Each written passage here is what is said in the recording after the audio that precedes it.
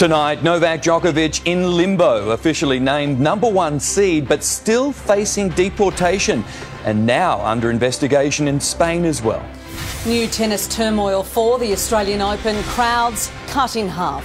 Supermarket shopper limits spreading as isolation rules are overhauled again to help restock the shelves. Prince Andrew set to front court after a spectacular legal defeat. And Ashes hero Scott Boland facing a last-minute test to play. Live from Melbourne, 7 News with Mike Amor and Rebecca Madden. Good evening. Novak Djokovic has just been confirmed as the #1 seed, taking his place in the Australian Open draw, but is still facing the threat of deportation. The tennis superstar could be ordered to leave the country at any moment, and he has another problem. He's under investigation in Spain. Training as though he'll play. Enduring the heat, stern conversations with his coach. But now the agonising wait prolonged. More than 30 minutes into a media conference, this terse response from the Prime Minister. These are personal ministerial powers able to be exercised by Minister Hawke, and I don't propose to make any further comment at this time. So there's no decision. For 3 days, Novak Djokovic has been waiting to find out if the federal government will try to deport him again, knowing Border Force fans could arrive at any time. Pick him up, provide him with his notice of cancellation, and take him then to a detention centre. But experts understand why it is taking so long. I've seen many controversial cases, but this is by far the most controversial that I've ever seen. The Australian Open draw went ahead, delayed by the Prime Minister's media conference, with Djokovic still in it. We start with our #1 seed for the tournament, Novak Djokovic. For now, he's scheduled to play an unseeded fellow Serb. Throughout the day of tension and drama, Tennis Australia tried desperately to make it look like business as usual. Please welcome Rafael Nadal and Dylan Alcott. But it's a lead-up like no other. No, it has been a tough week for a number of reasons. That's as far as the Tennis Australia chief would go. Can we ask you, have you heard anything from the government? Yeah, no, I'm not going to make a comment at this point. The world #1 blames human error for a box ticked claiming he had not travelled before coming to Australia when he had travelled between Serbia and Spain. Spanish authorities now investigating whether he entered their country illegally. Back home, he's united political opponents in anger. He's still a child of God like the rest of us, isn't he? So he's got to abide by the laws. Rafa could not have put it any better. Just get vaccinated. No word from Immigration Minister Alex Hawke as to when he will make his decision. But it's likely Djokovic will challenge any deportation order in court. And that could be a lengthy process. If the government decides to cancel his visa, it is highly likely Mr Djokovic will still be in detention when the Australian Open starts on Monday. And amid all today's turmoil, one tennis legend said it's time for Novak Djokovic himself to end all the chaos, all the uncertainty. The right thing to do is just to go home and say, you know what, if you pull a hamstring, you don't get to play, you don't make a worldwide uproar about that. And it's just the right thing to do, but I don't think he will do that because he wants that 21st title. Nick McCallum, 7 News. The visa mess isn't the only issue confronting the tournament. Crowds have just been cut in half because of the Omicron surge. Let's go now to Blake Johnson. And Blake, it's tough news just 4 days out from the start of the event. Mike, tough for organisers and tough too for fans, no doubt. The new restrictions apply to events being held inside stadiums at Melbourne Park. Ticket sales to them will be paused once they hit 50%, but there'll be no change to ground pass access. And importantly, tickets that have already been sold that might push that crowd above that 50% limit will still be honoured. The Chamber of Commerce does not expect restrictions outside the tennis, but the opposition claims these changes will hurt other businesses. With a 50% capacity, it is a tournament in tatters. The flow-on effect for a number of businesses, trade, hospitality, all of the things that actually go with the Australian Open are so important. You can't keep changing the game. People in the crowd will need to wear face masks, and bars and restaurants on site must abide by density limits. Blake Johnson, thank you. Truck drivers, garbage collectors and prison guards will be able to continue to work even if they've been exposed to COVID under the latest changes to isolation rules. Teachers are also on the list in a bid to ensure schools have enough staff to open at the start of term. Garbage truck drivers will be able to skip isolation in a bid to clean up Victoria's worker shortage mess. It can be diabolical if transportation in our industry, in the waste management, stops. It's catastrophic. From midnight next Tuesday, waste collectors who are a close contact with a positive COVID case will be able to keep moving, along with workers in emergency services, education, critical utilities, prisons, as well as all transport and freight. Exempting those workers is a common sense way in which we can keep those services, those important parts of our economy and important parts of our society as close to normal as possible. Before returning to work, staff need to be asymptomatic and return negative rapid antigen tests for 5 days. The announcement came as a relief to business owners until they heard it's up to the employer to provide the rapids. Can you get them? How do you get them? I've put an order in of another 50. They're due to come next week. Whether they come, whether they don't come in COVID times, we don't know. The Premier concedes it's not an easy fix. It won't be for us to provide those to businesses. It's not like we've got a warehouse with 200 million of these things sitting around. The government should be providing these tests to small businesses. They can't just pass the buck and say it's someone else's responsibility. There's simply not enough in the community available for the businesses at the moment. Employers will also need to provide N95 masks for exempt staff. They can't enter shared break areas or carpool. It applies to those vital workers within those sectors. It is not an open carve-out for everybody who works in those sectors. They can't be off at the pub afterwards or going and visiting other people. It's about being able to get back to work to perform a critical function.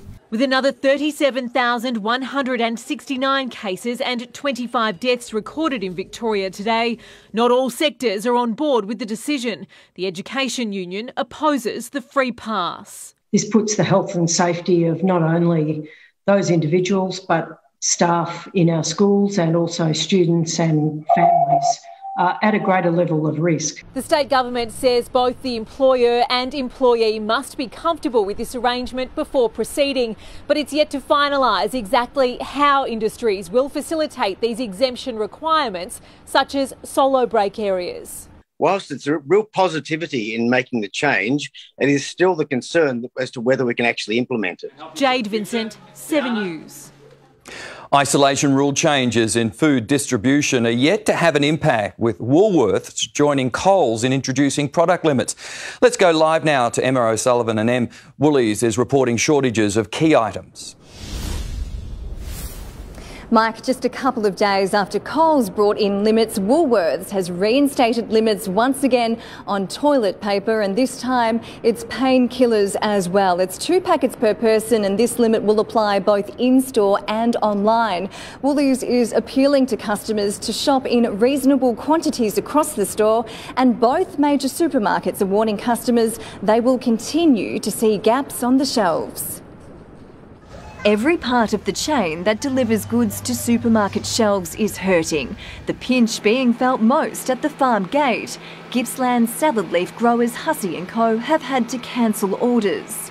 We've got the stock available, but we can't actually pack it, and that is causing a big problem. Other growers are turning fresh crops back into the ground because they don't have the staff to help them harvest. Shortages in transport have also led to orders from supermarkets being reduced or cancelled. The cost of things are definitely going to push up. I mean, it has to push up the price. At the end of the day, it's just not possible to survive. In Thomastown, That's Amore Cheese has had up to half its workforce sick or isolating.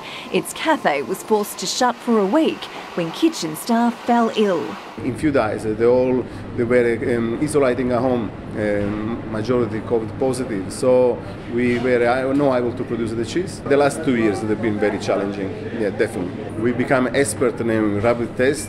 Woolworths and Coles say remaining staff are working around the clock to ease supply chain pain, but customers are warned they'll notice a more limited range, such as more loose items in fresh produce than packaged. A lot of other challenges are not so much about the availability of stock, it's about moving that stock from one part of the state, one part of the country to the other.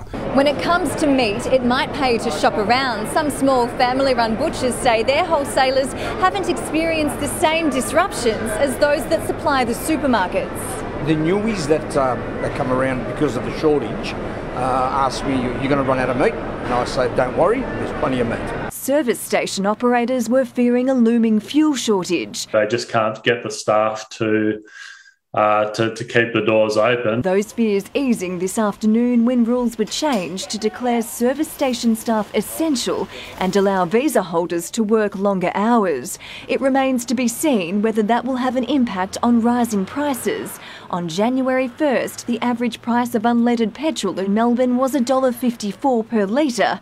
It's now above $1.70. Emma O'Sullivan, 7 News. Free rapid antigen tests will be made available to millions of Australians on concession and low-income cards from the 24th of January. The federal government has rejected claims it's commandeering orders bound for retailers to guarantee its own supplies. The rush for rats is real. This small health food shop gets 50 inquiries a day. Everyone is desperate for these tests. Expecting a delivery of 450 next week, most of the self-test kits were pre-sold, orders that now won't be met. It looked like the government was actually going to commandeer most, if not all, of the tests. An email from the supplier claiming the federal government have placed a mandate order and will be taking supply for their requirements out of this order. But the health department says no mandate has been issued to divert rat supplies, confirming it secured more than 70 million rapid antigen tests on Monday at a cost of $62 million, using the extreme urgency or events unforeseen provisions of its procurement rules. Give you the big tip.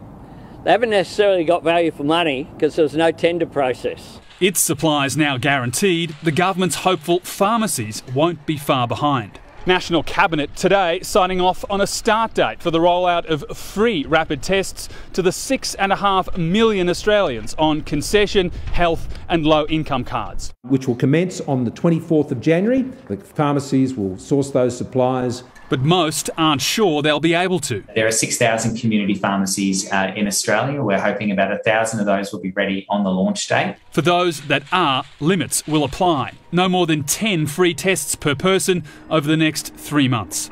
Rob Scott, 7 News.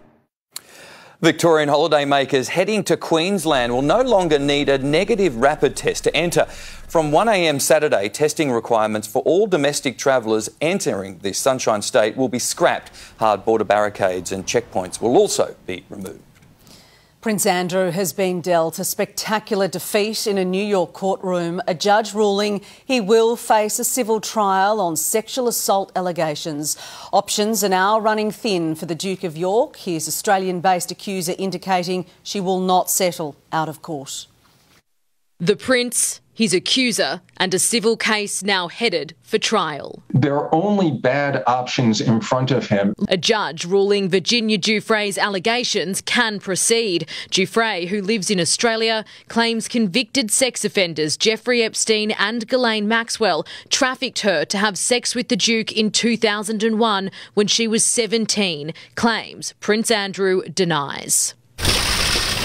His lawyers argued a settlement between Epstein and Giuffre ruled out any lawsuits against other potential defendants, which they say included Andrew. But a US judge disagreed. The next legal step is discovery, exchanging documents and a deposition. Prince Andrew will be required to sit for a court-ordered interview where he will be questioned for up to 7 hours. His last known interview went for 1 hour, widely panned as a train wreck. And the interviews might not end with him.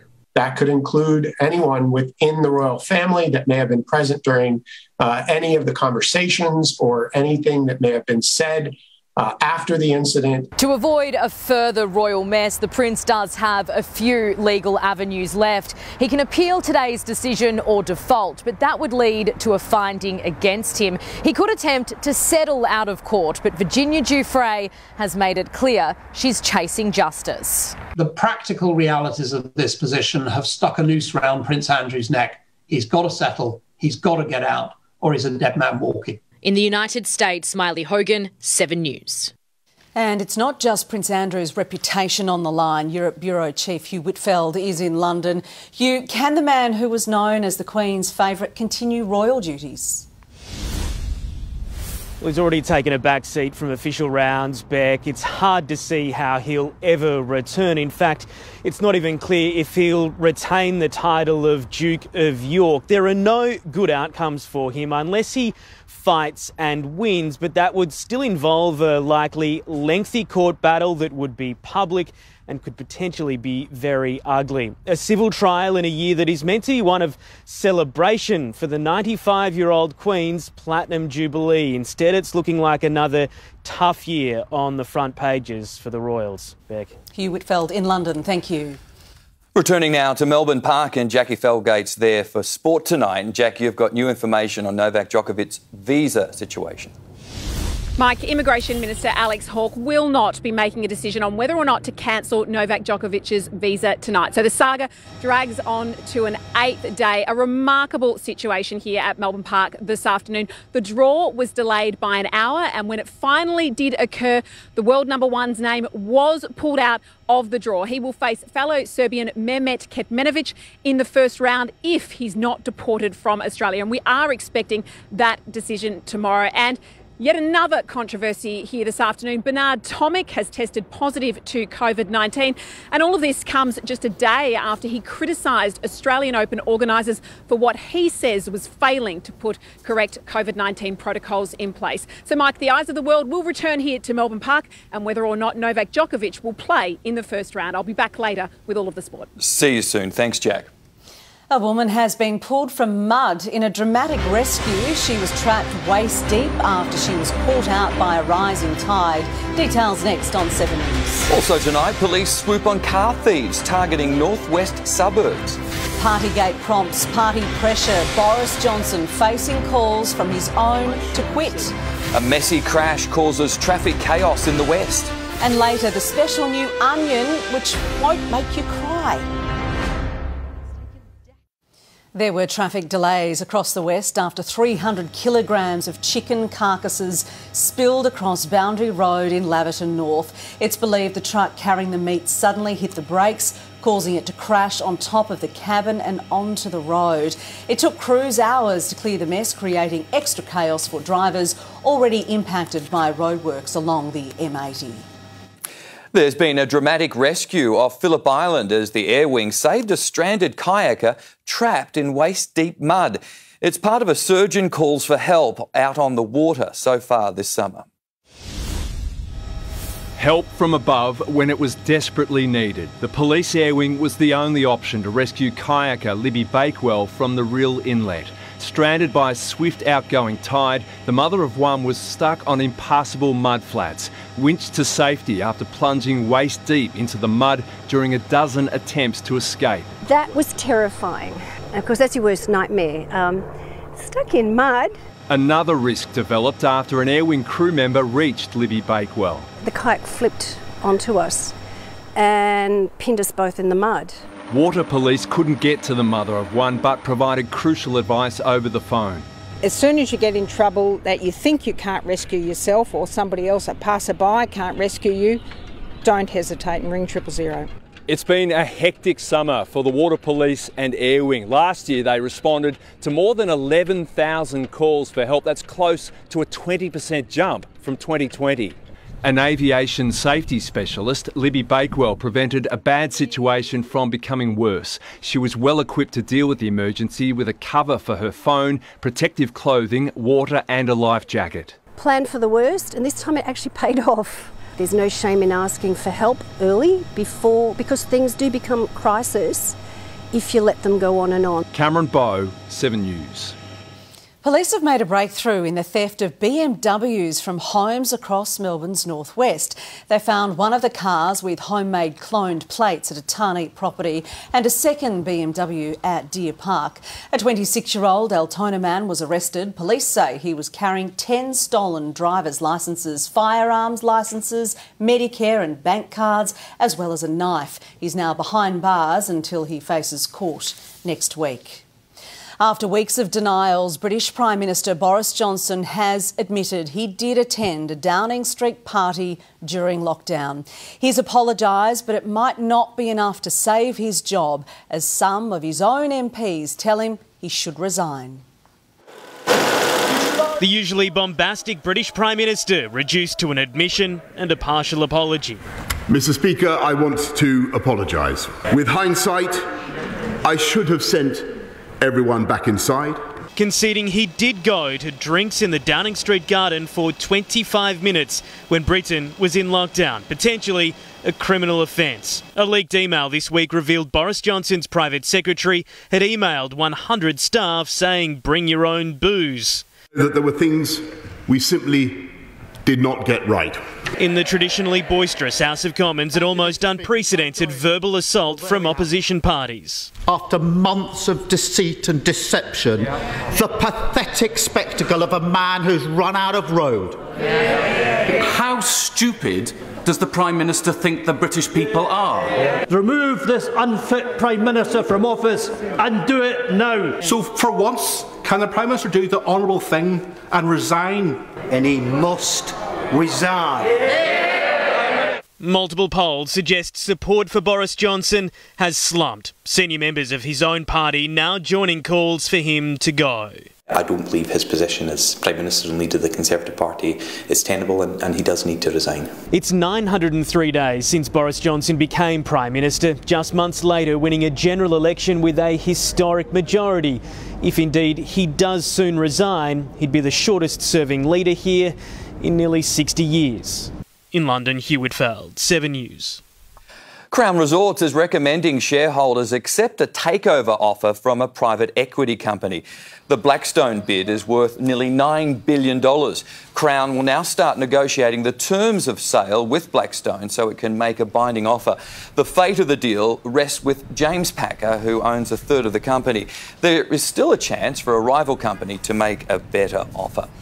Now, we have breaking weather news with Jane Bunn. And Jane, we've hit a new Australian record. Mike, we have indeed. 3 towns in the Pilbara in Western Australia hit 50 degrees today.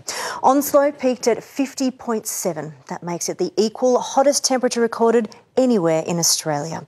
For comparison, it reached 34.6 in Melbourne today. Our record is 46. That was set on Black Saturday.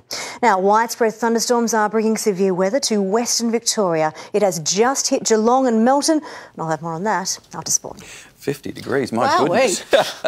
Melbourne rental prices are surging, but there are still good deals in the right suburbs. We'll tell you where to find them next on 7 News.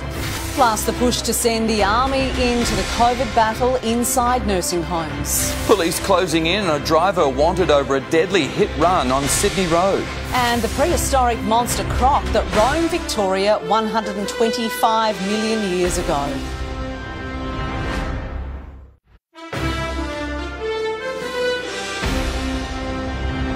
There's a fresh lead on a deadly hit run from last weekend and police need your help. This dark Audi Q7 was captured on camera driving along Sydney Road after the collision.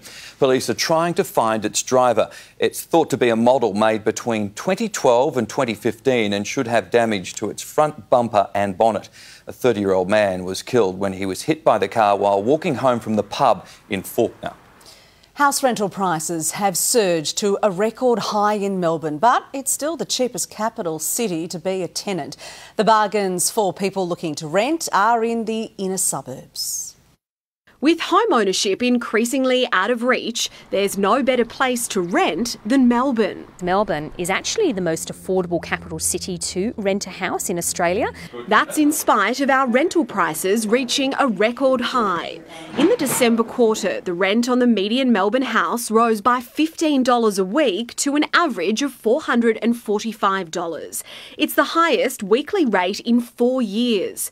Rent in units rose too by $5 a week. The average flat now costing $375 a week. Experts say it's a correction after the market plummeted during the pandemic. I think we have seen some investors opt to sell out of the rental market and they've converted to owner-occupied properties. But many tenants are feeling the pinch. What we know is that when people face a rent increase of $15, $20 a week, they'll go without other essentials. The most expensive suburbs to rent a house were along the Bay and in the city's inner south and east. The cheapest suburbs for a home were west and north of the city.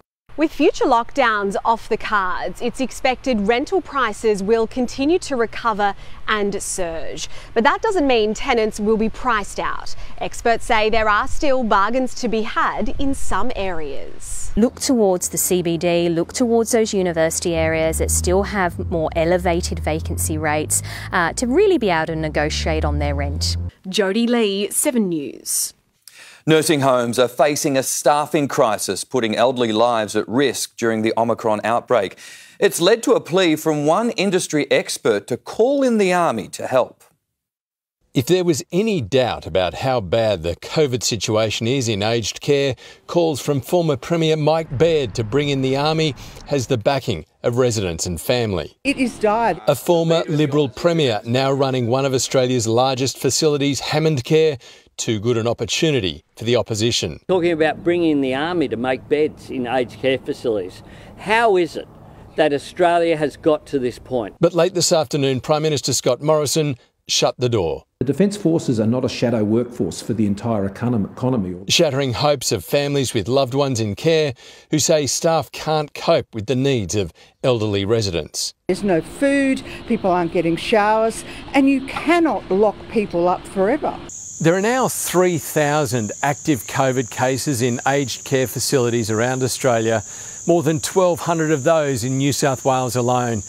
That figure has more than doubled in the last week. And it's only going to get worse in the weeks ahead. We're looking at as anywhere we can find assistance with the workforce challenge at the moment.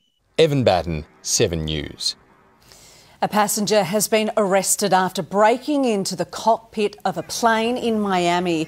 It happened during boarding of the American Airlines flight. He damaged cockpit controls, and when a pilot tried to stop him, he tried to jump out the window.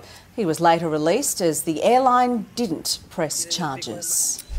An oil pipeline has exploded in Venezuela, lighting up the night sky.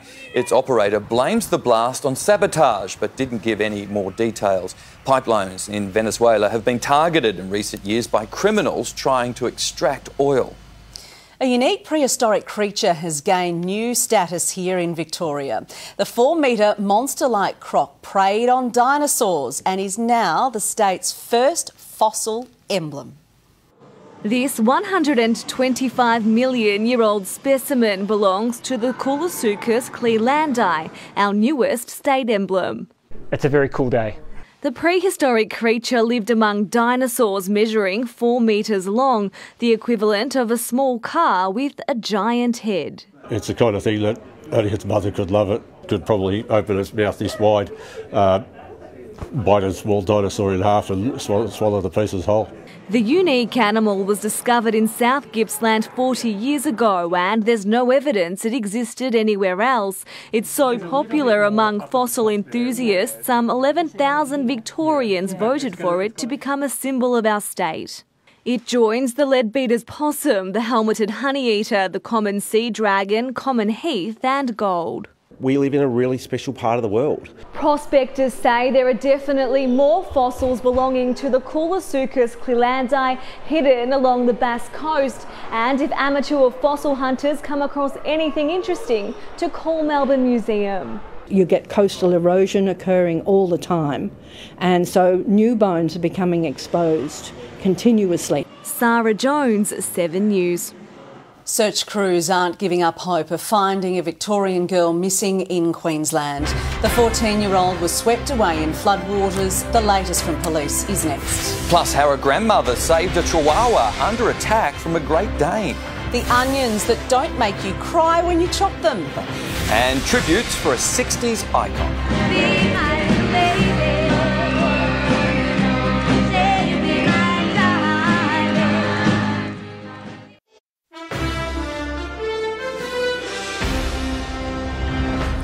Emergency crews are vowing not to stop searching for a missing Victorian teenager swept away in floodwaters in Queensland. 14-year-old Crystal Kane was washed away north of the Brisbane River over the weekend.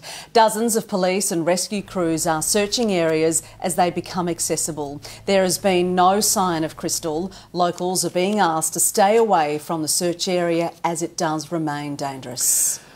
A 30-year-old Hoppers Crossing man has faced court over a crash that killed 2 women just after Christmas. 2 cars collided on the Western Freeway on December 27.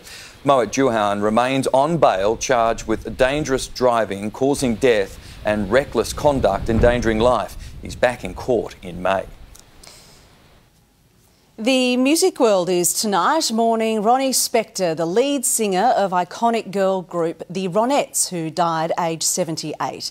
The 60s star leaves behind a songbook loved by generations, with one of her biggest hits back in the top 10 just weeks ago.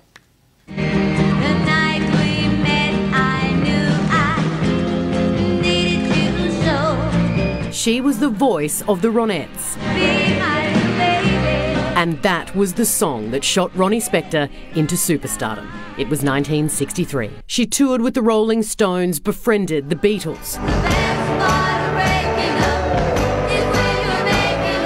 But through much of it was trapped in an abusive marriage, breaking free from producer Phil Spector in 72. He'd end up convicted of murder and died in jail, while she resurrected a career. Say goodbye to Hollywood. A Billy Joel cover with Bruce Springsteen's E Street Band. Almost a decade later, a raunchy return, then the Hall of Fame. This is the way I always dreamed it would be. Only weeks ago, the Ronettes were back in the Billboard Top 10. Just hear those sleigh bells jingling, ring, tingle, tingling too. The first time in 58 years.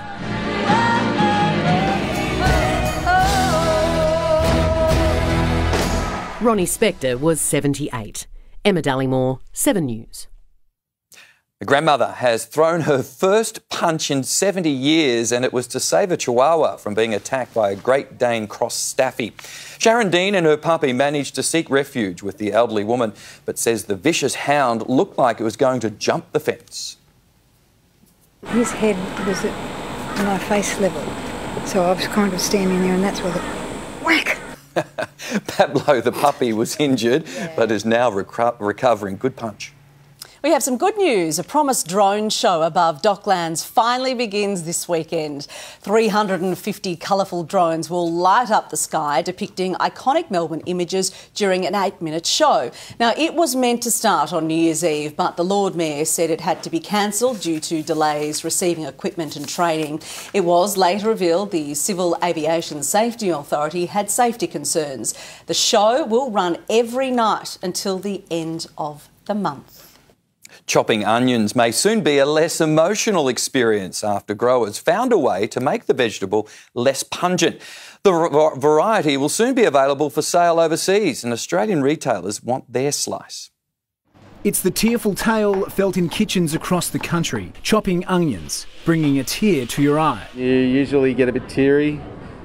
Sometimes it burns. But that may soon change. After years of receiving a raw deal, growers have finally cracked the code, producing a less pungent onion that keeps the eyes dry. It's a little bit of a paler skin, slightly flakier skin, so it's not quite that sort of deep brown. The Sunyon, as it's known, is the result of more than 30 years of breeding. Layer upon layer of non-genetically modified goodness, a welcome change. Tears replaced with smiles. Well, that'd be a bit more of a pleasurable experience in the kitchen. Maybe they're not as emotionally supportive as onions usually are. I would probably cut it all the time then. Easy. Available soon in the UK, Australian retailers are keen to get the product on their shelves. It would be fantastic to have a product that we could use in the kitchen that wouldn't make people cry at all. I think there is potential to increase the market, which of course would then be good for the whole industry. While the onion may have been the snack of choice for some of our previous political leaders, this strain of tearless onion is yet to hit Aussie shores, which means the mild onion as a snack is off the menu for some time. Only time will tell if it's the ingredient everyone's been crying out for. Liam Tapper, 7 News. Good. Residents at Healesville Sanctuary are finding ways to keep cool during this humid weather. They're getting icy treats from their keepers made from melon, banana and carrot. They're quite tactile with their paws, so having that carrot stick gives her the opportunity to pick it up. The only downside, it can be sticky business. Returning to Jackie Felgate with sport at Melbourne Park. And Jack, the Aussies have a tough run ahead. They certainly do, Mike. Ash Barty won't have it easy to create Australian Open history. We'll tell you which Grand Slam champ she'll face, plus the brutal draw for Nick Kyrgios. The very latest from Hobart, one Victorian dumped for the Ashes, another facing a last-minute fitness test. Bulldog stars back on track while their AFLW game is cancelled. And a quick recovery has one Aussie ready for Olympic glory. Welcome back to Melbourne Park, where the tennis world is waiting for news on Novak Djokovic's visa. He has taken his place at the top of the men's draw, at least for now, while Ash Barty is on course on #1 seed in the women's draw. Mitch Cleary is across all of the details for us. Good evening, Mitch. This afternoon's draw was mysteriously delayed. Jackie, it was 75 minutes late today as we held our breath for a decision on Djokovic, but it turned out to be just another layer of the drama of the week. The 9-time winner was the first name called and has been drawn to play countryman Miomir Kecmanovic to start his tournament. If Djokovic is booted out of the country, the contingency will see the 5th seed Andrei Rublev take his spot as the #1 seed, with other seeds to be shuffled after that. From one World One to another, Aussie Ash Barty has been handed a tough draw, on track to face last year's winner and world number 14 Naomi Osaka in the 4th round.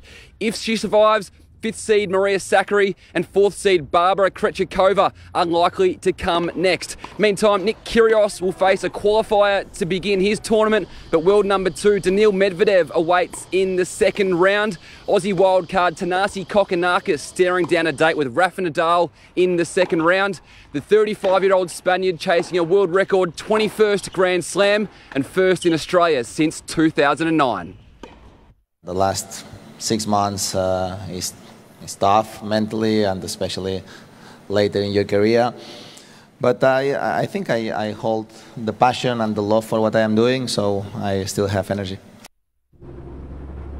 And Andy Murray will return to the Australian Open for the first time in 3 years next week. He's just won his quarter-final at the Sydney International and will progress through to the semis. Jackie? Great to see. Thank you, Mitch. Australian selectors have dumped Marcus Harris for the 5th Ashes test, with Usman Khawaja holding onto his place in the side. But a final call won't be made on Victorian Scott Boland until the morning, with a late fitness test looming.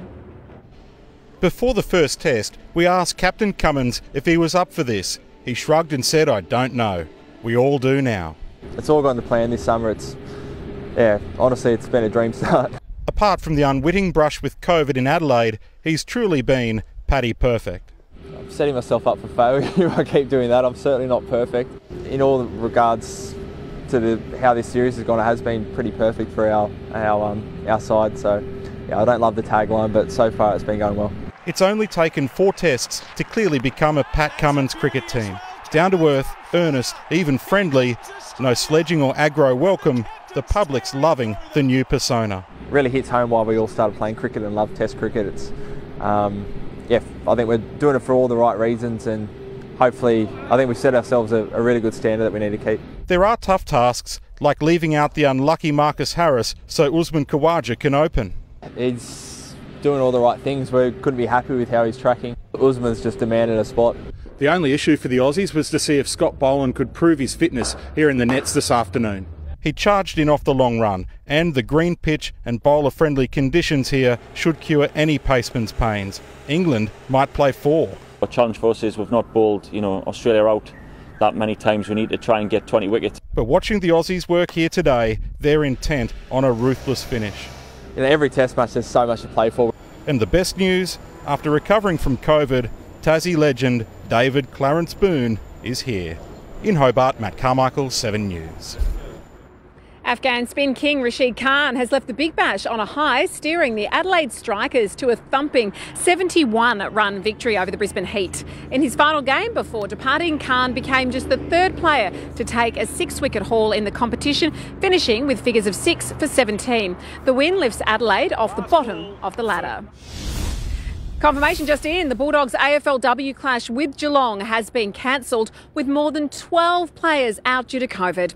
The Lions are also struggling with cases, and with their game also called off, it means the Cats will now face Carlton this weekend.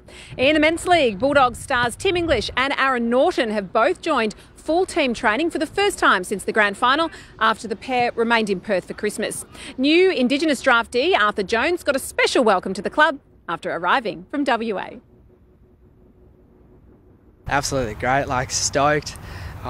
Finally got over here after 3 months. I've been dying to get over, and now I'm here. It's a dream come true, living every man's dream. Oh, indeed. Jones was taken at pick 43 in the national draft. And Aussie Matt Graham is back on track for the Beijing Winter Olympics just a month after surgery on a broken collarbone. The Pyeongchang silver medalist had his final practice at the Olympic Training Centre in Brisbane. It is bizarre being here, with 22 days to the games, being so warm and sunny. And the rest of my competitors and teammates are all competing tomorrow over in Utah. He'll fly to Finland this weekend to join the Australian moguls team. And guys, that's all for sport. A massive day here at Melbourne Park tomorrow. Will he or won't he play? The big question. Jack, thank you. Jane is next with the forecast. And Jane, there's thunderstorms on the way. Mike, there is a high risk of thunderstorms, and we're hot and humid in amongst all of that. The full details are after the break.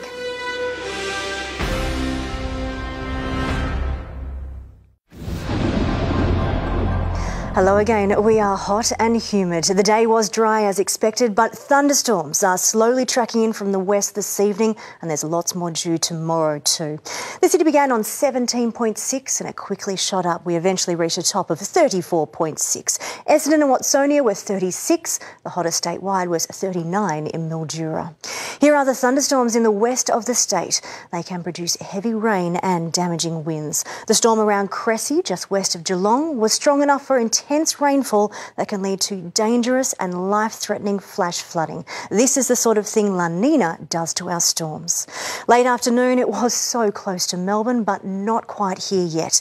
After 6 p.m, storms reached Geelong. They're very slow moving. It may not make it to the CBD or eastern suburbs until the early hours of tomorrow. The ground is already wet in the southwest of the state. These catchments are on flood watch for tonight into tomorrow. River flooding is possible too. The Western Victorian storms are caused by a trough that's fed by moisture from ex-cyclone Tiffany. The trough will be very slow moving, taking tomorrow and Saturday to finally cross through Victoria. That means the storms only very slowly creep eastwards tonight. They're likely to remain in the west of the state and just over central parts, as well as up on the ranges in here. The activity remains slow moving once again tomorrow. This shows the risk area for storms across central and eastern parts, clearing from the west. By Saturday, there's not much left over, but all through this, any thunderstorm can produce severe weather. The storms are hit and miss, so one spot cops a drenching, the next spot you can see anywhere out here misses out. Around the nation tomorrow, Brisbane and Sydney mostly dry. Showers and storms are likely in Canberra. Hobart, it is cloudy for day one of the cricket, and yes, showers are likely. Adelaide and Perth are dry. To Victoria, warm to hot, humid. We have widespread showers and thunderstorms. That's over central and eastern parts. It clears out from the west and it turns cooler in the south. Any storm has the potential to be severe. Closer in, the Melbourne area has a high risk of thunderstorms. They are possible at any time of the day or night, with heavy rain likely. But in between that activity, it is a hot and humid 32 in the city. Remember, this is hit and miss, so it's beach weather 1 minute, pouring the next, then repeat. To the 8-day outlook, there is some rain in the early hours of Saturday. We're going for a top of 25. The humidity starts to ease off as the wet weather does. Should be dry during the afternoon and not feeling quite as muggy. Warming up to 27 on Sunday, a bit of cloud during the morning. Fairly cloudy for Monday and Tuesday as the temperature dips, and so do our nights as well. It's not humid. Next week, Wednesday through Friday, storms and rain brewing to the north of us, but in Melbourne at the moment, it does look clear. So there is a high risk of thunderstorms. That's late tonight and tomorrow. But in between that activity, we're a hot and humid 32, so hit and miss. One suburb gets it, the other one misses out. It'll keep us on our toes tomorrow. I said it last night, there's a lot going on in the weather, isn't there? The weekend looks all right. Thank you very much, Jane. Now here's what's on Sunrise tomorrow. Thanks, Mike and Beck. Tomorrow on Sunrise, start building your future. Expert advice to help you get ahead, even if you've got limited savings. Yeah, how to get the most out of your cash, super and property. See you in the morning, Melbourne. And that's 7 News for this Thursday. We'll have updates throughout the evening. For now, from the 7 News team, good night.